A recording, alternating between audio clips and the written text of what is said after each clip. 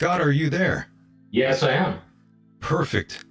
I am glad you're here, and we are also joined by a very special co-host this evening, Mr. Bobby Blades. Bobby, are you out there as well? I am, and it's great to be back. Yes, thank you so much for being here, and I thank both of you gentlemen tremendously for being a part of the program here tonight. There is so much to talk about, and Scott, definitely welcome to End of Days of the Michael Decon program. Thank you tremendously for being here and dedicating some of your time with us all, my friend. Thank you for having me on the show. It's a pleasure to be here.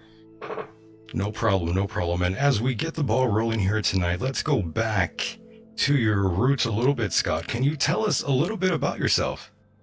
Well, I'm in my 60s. I started high school in 1969, same year Apollo 11 allegedly landed on the moon. So during my high school years, the science teachers were very avid about it because the moon landings, of course, were happening at that time. They were very animate on it. They brought in all kinds of videos, the MIT videos on how the machines were built and all of that. And as I grew up, like everybody else, for quite a number of years, I believed that the moon landings actually happened. Yes. And as a matter of fact, even today, I would still like it to be true. No doubt. And by the way, Scott, did you grow up in a traditional religious household? Fairly religious, yes. Do you mind me asking which religion was that? It was Presbyterian. One of my very close personal friends is the late Dr. Reverend Fred Miller. I don't know if his books are available. He had a series of seat patch thoughts were his books out of Bone Sound, Ontario. He was a very close personal friend of mine through my entire life. Very nice. And Scott, do you recall the time it was when you realized there was a lot more to the story than just the official narrative? Well, in the early 2000s, I would hear a few things on the news. When you started getting faster internet speeds, I started watching a few videos where it was being questioned. And I thought, I was always a very avid NASA fan. So when their websites went up and they started uploading documentations and everything else, I was into those all the time.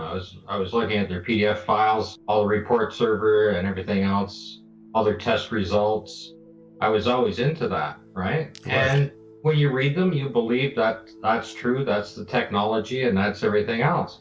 But when I started into the photographs and started to see the different things that I found, of course, I was looking for what other people were stating in the photographs themselves on there. And I thought, well, I'll stop looking at their information and I'll just research it on my own. I wanted to have an open and clear mind when I was researching this.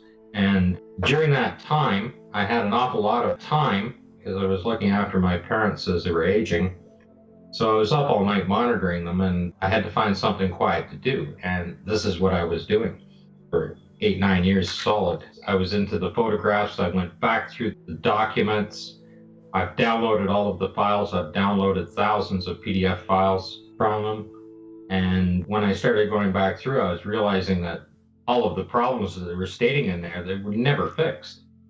And of course, in the photographs, I went well beyond what other people had found because I started to find similarities in the equipment. So I separated the files into each piece of equipment through all 6 missions and compared them all.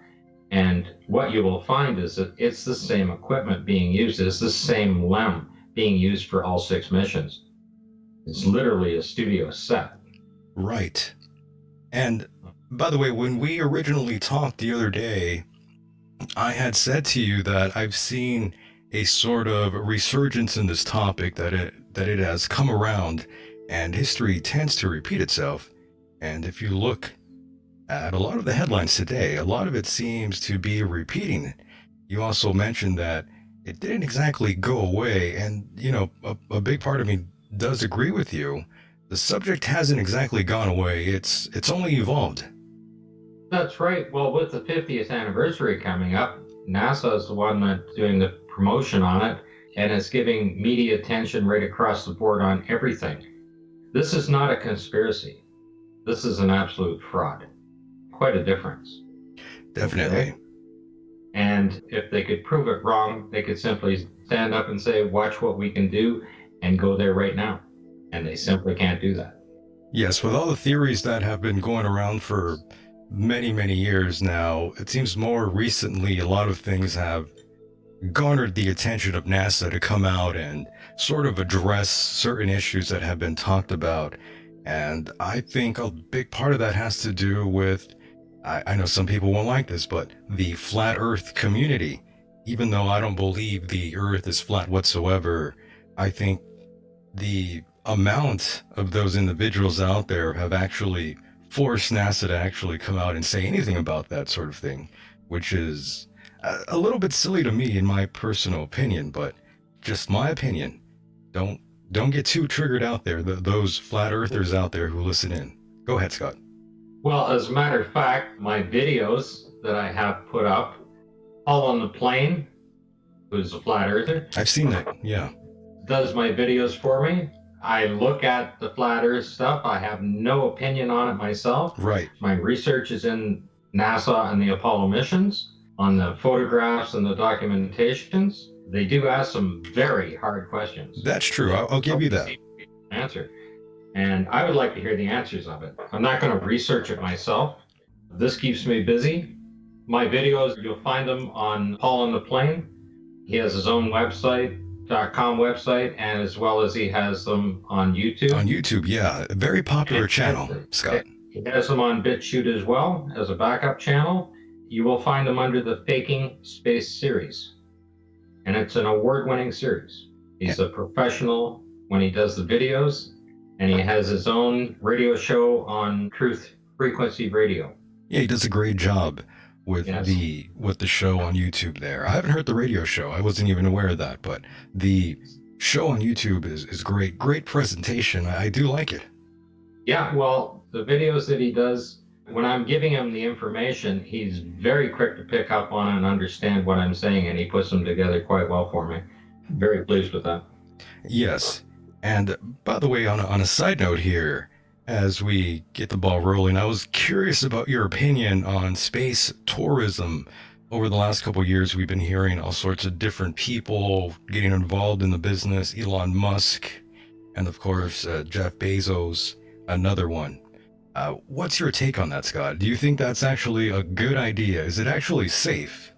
Well, they're not actually going into space. They're going above the Kármán line, which is 62 miles, which is the technical line where you're physically in space. That's what they call it. But you're not out of the Earth's atmosphere at that point. You need to be out much further than that to escape the atmosphere.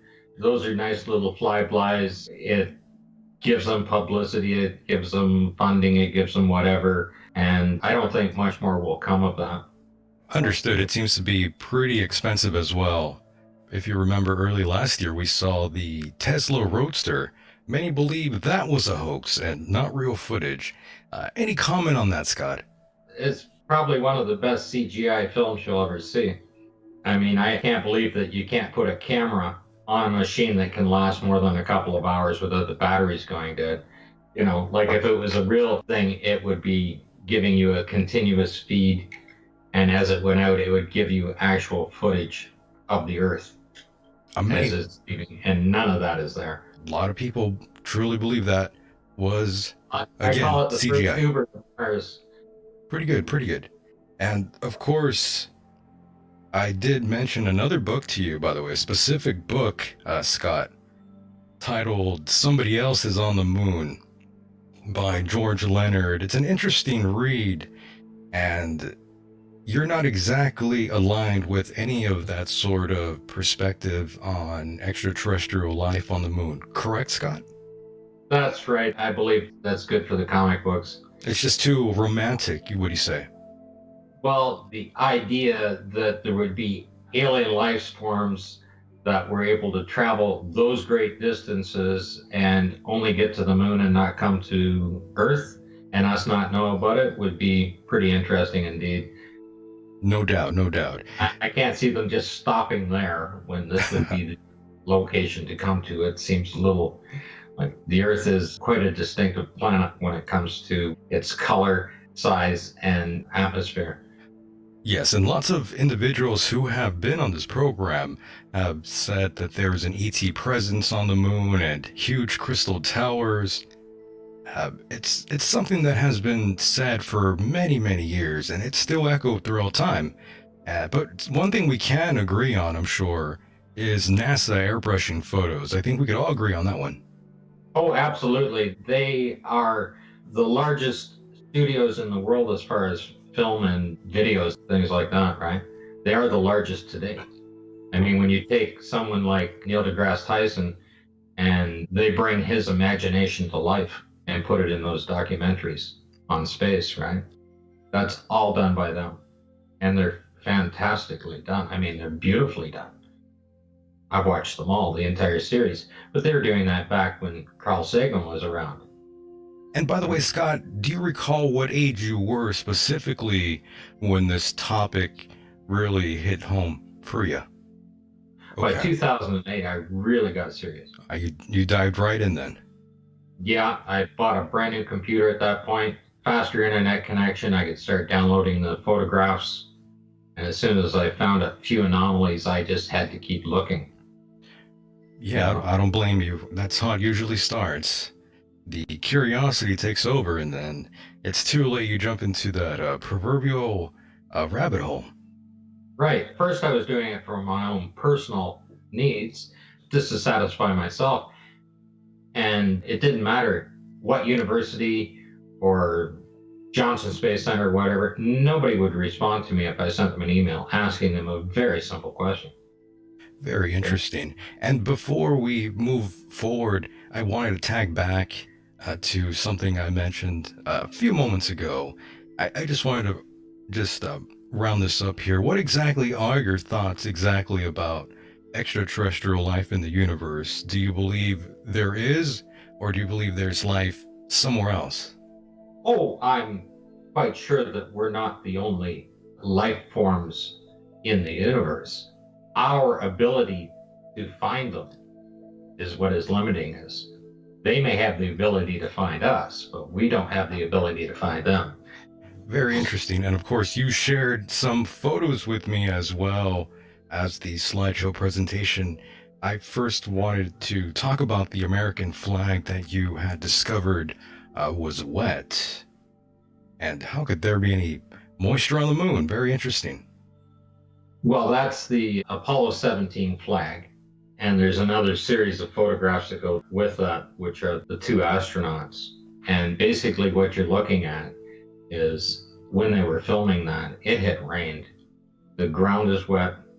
The astronauts basically are just two guys playing in the mud with a wet flag. And that's what's in the photographs.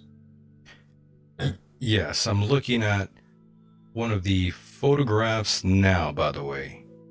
That would be a slide 34. That image, it says the flag is very wet, easy to see as it dries back from the edges. I'm sharing that in the chat room now for those that are out there. I'm seeing that as well. I'm looking at the slideshow now, and that's a very odd looking flag. Well, there are people that claim that it's a tinfoil flag, that it's not a real American flag, and there's no way on this planet that an official flag wouldn't be used for an official event. That's for sure. And when you zoom in on it, you can see that the stars are stitched onto that flag and everything is stitched together. It's not a silk screen, it's not anything. It is an official flag, and you can see that it's soaking wet all the way down there. Now, I see it, yeah. Wow. The surface of the moon is above boiling temperatures to start with. And it has a torr value of 10 to the minus 11 vacuum.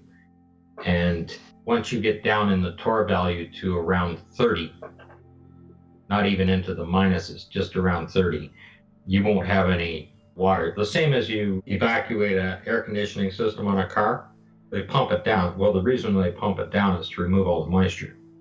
Like a low roughing vacuum will do that.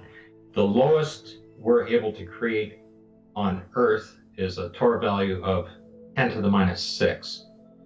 The Van Dusky vacuum chamber can pull that amount. The walls are 10 feet thick. They're specially lined so they don't pull air or anything through the actual concrete on the walls. It's 8 feet of concrete and 2 feet of steel.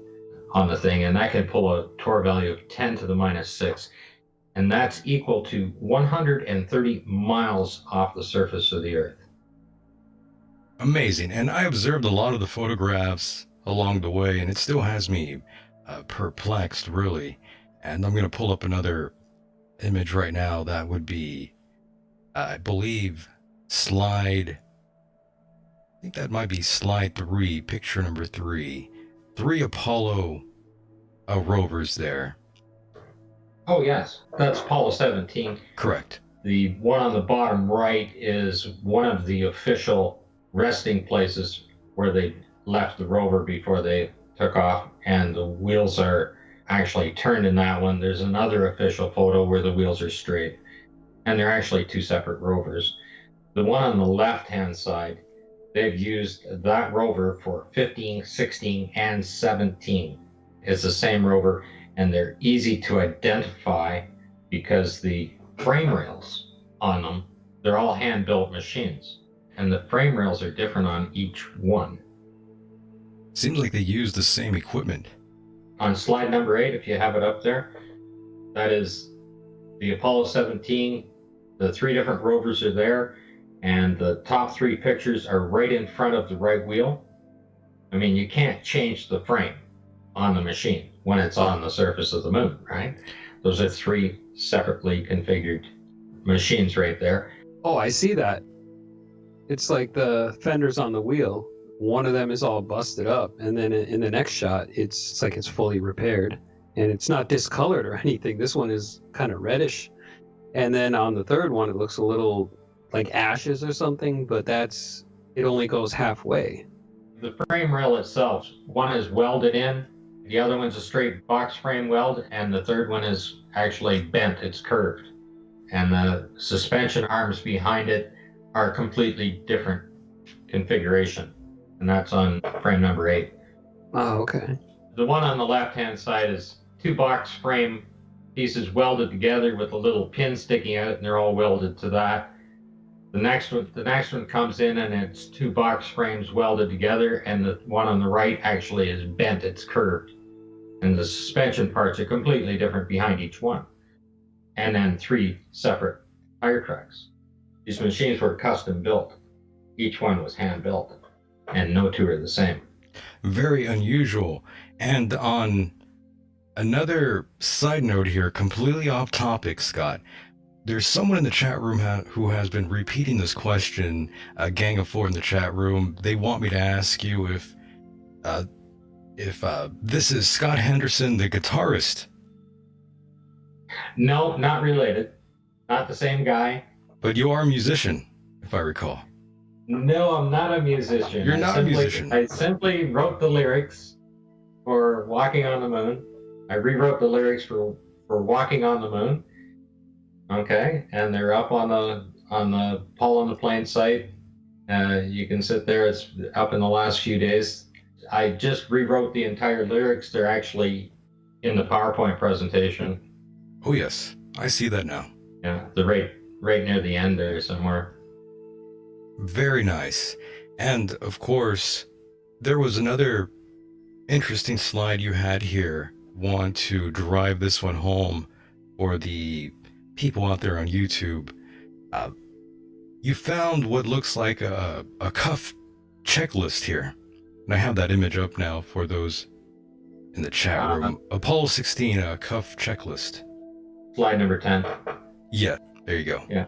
Yeah, the checklist, those are basically storyboards when they're shooting each scene. I mean, you realize the astronauts were in helmets. They had communications that they had to do, so you couldn't have a second communication to them giving them instructions inside there. It would be heard by the other communication, right? But they're recording. So the checklists are on their wrist.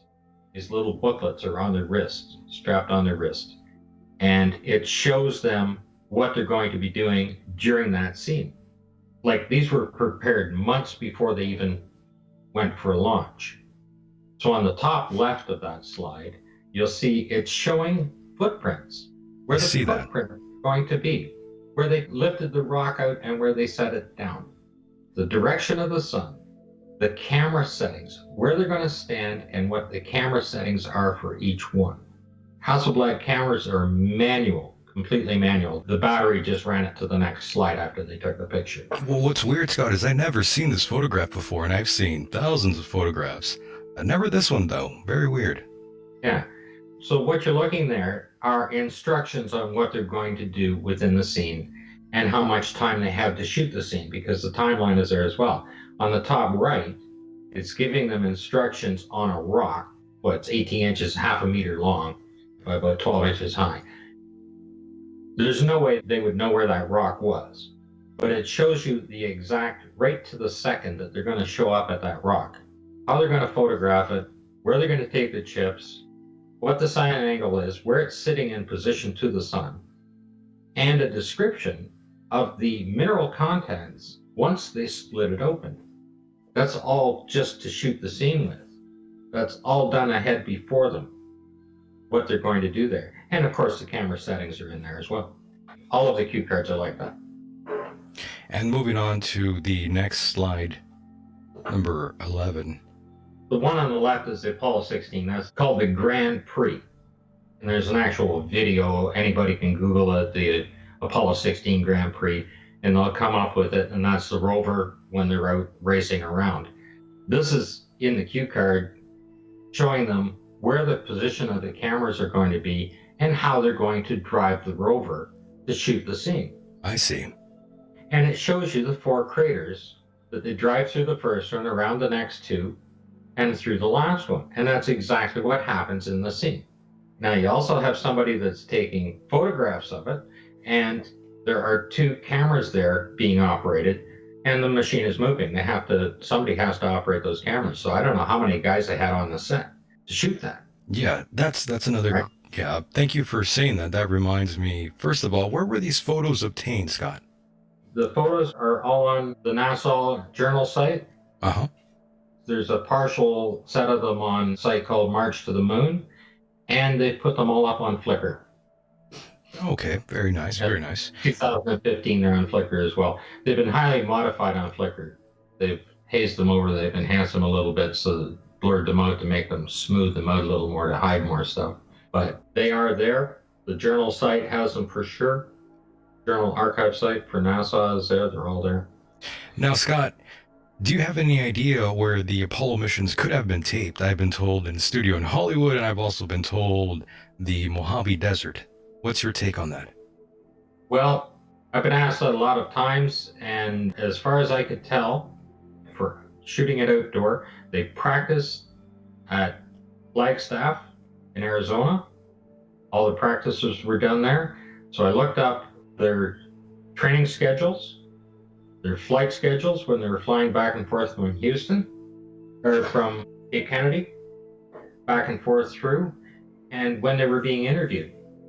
So all of the equipment, all the practice equipment they were doing there, all their training was being done there on the thing, and basically they're using the exact same equipment that they practiced with on it.